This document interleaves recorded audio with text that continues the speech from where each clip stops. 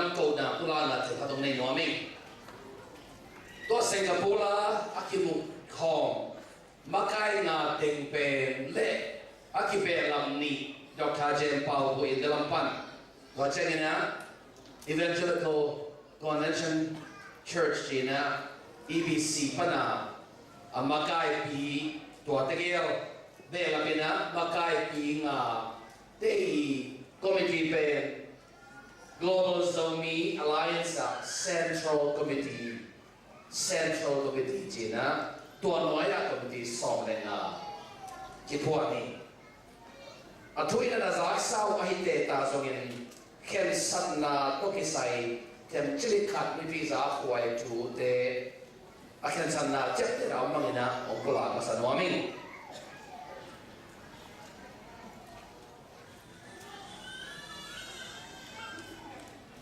cô makai sagi te sumpan na Reverend Dr. Simon Paul Khan pen President hina Bishop Dr. Felix Lian Ken Tang pen Vice President hi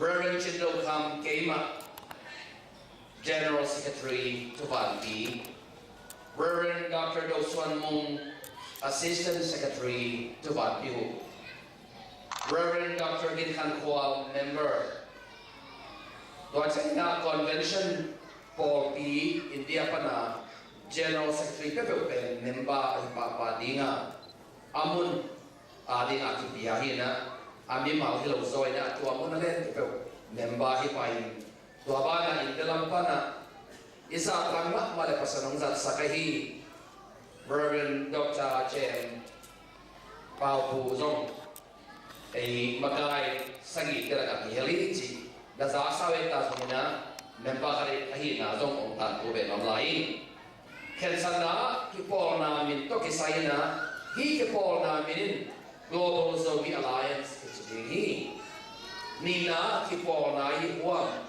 He Kipolna Yu Late Pupa Om Zomi Kem Ahuam Ahi Minam Min Tokisayana Tam Tona Kipan Ipui Pate Zomi Jin Nakilo wa iman iminam min pe zomi ma kujadini tublanim na hikipona in pasian bulpuin nangai sekona pasian bulpuin leitung buk zomi te ikum kata abucin khan to nadi kipona hi hikipona in pasian bulpuin lấy tung một dầu mỹ tế thì cũng khá abu chính khăn tụng na đi ki bỏ na hi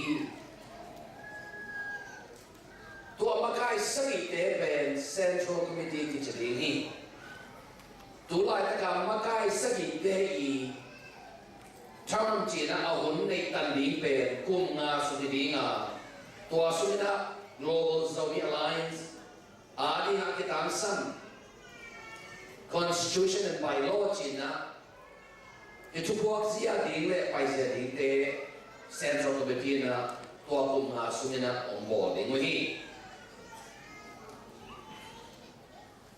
atu nga makai sagi te bana sorry atu ama satu tua ki makai sagi te bana and again makai ni te ke bela pa mai na zo mi te le zo gam khan tu na rin Nalian P. Sefsong I. Manin Committee Song Lena Kiputia Tua Committee Minte Anuaya Bangihi Committee Katchia Makai Tele Member Te Listong Asolomina Ontan Bodiniu Pen Tua Committee Makai Dinga Kise Mimalte Sana Abana Mana Kilapot Dinga Imanin Tua Lu Pia Isena Tota Tupe Tom Kat Ahun Minai Away Haging Patawi Manina Sepsia Paisia Aman Zanomi Manin Tua Tentum Panina Kipsan Na Sana Ngakit Siangin Bipisa Dingin Zonat Panay Zumin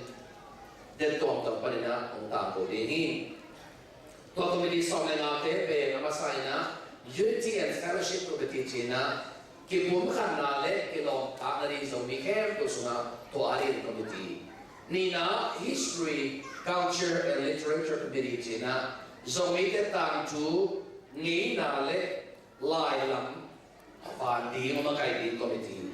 Tumna Zomi Linguistic Committee China, Zomite Lai.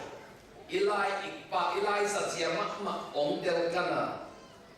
Isatya Kibakidaning in Avaya Holding Committee. Lina, Public Relations Committee China, Kumpite Kaisogina, Kipola Tuam Te, Gamsum Gampuale, Mipita Kisogna, Maong Pidina Committee Eboli.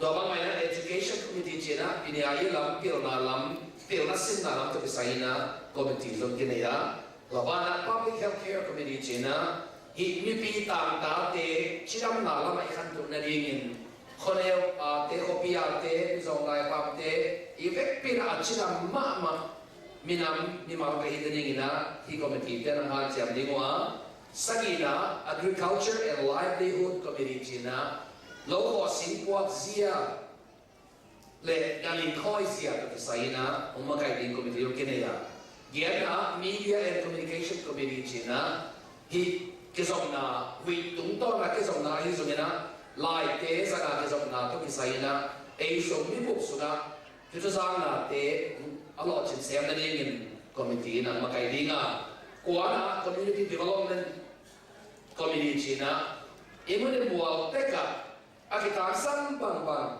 Icham Nading, Ikanto Nading, Getana, Tui, Lam to Kisai, Melam to Kisai, Sibangina, Tuam, Nelo Pamo, Kisam Pute, Kanto Nadingina, Committee, Vai Hondinga, Namasona, Women Committee China, Nume Lam to Kisai Committee Oma, Sonahana, Youth Committee China, Hangno Lam to Kisai Committee, Tanam Vandingwa, Somanina, Music Committee China, Zomi Buksunga, Music Lama, Ikanto Senaring, what's in Sobatuna, Sports Committee China, Kimona Lam to Kisai Committee Kinea, Tuabana, Fane Kula, Sumlepai, Local White of Kilway Fundraising Committee China, Sumlepai, Sumna to Kisaina Committee Kinea, Tuasum to Kisai, again being led, Sumzian Sitting Treasury and Auditing Committee China, Somanana Committee, Kinehi.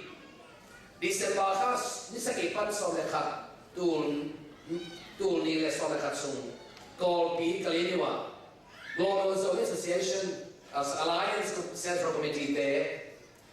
Committee Tuam Toma Member Kembule, Zomi Sumpan, Ake Samakai Tom, the Aki Gomin, Zara Somna, the In, Kimukomna, Kilom Dana, Tukikumna Conference Pika, on Navy.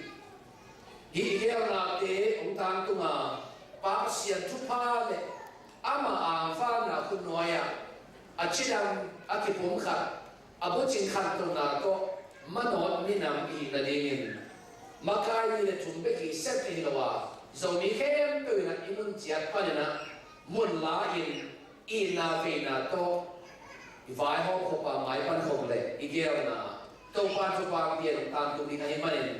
Himakai the Mong Sam Tammo, I get on Spang Sam Hill Tamotina, Aga at Dinilona, Hikipona, Zomi, Akiti Hair, Pui, Mapanadina, Kipona, Himanin, Topa, Global Zomi Alliance, Zomi Hair, Tupang Piella, Cantona, Lamamano, Achidam, Akira Kumka, Pasian, Tupana, Pasian, my partner, Minam Topan.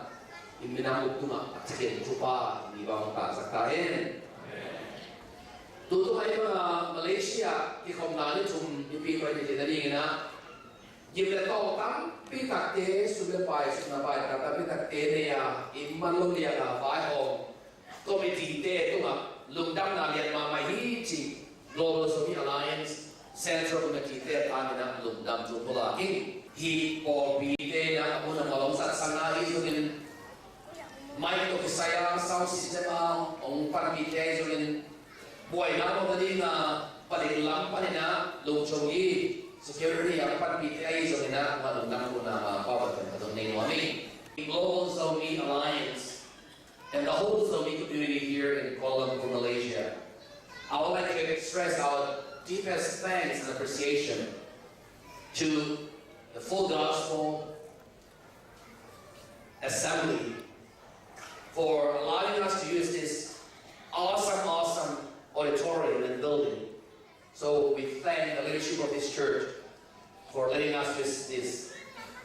auditorium and the whole building. Secondly, we would like to express our great thanks also to our sound system experts. Will you please stand, those of you who are helping us with the sound system, the sound booth, our brothers there. Can you stand where you are and your team members? Thank you so much. You have done a superb job. Thank you so much for helping us along the way. And also those who are helping us with the media, with the PowerPoint and also the internet connection and all that. We want to thank all of them.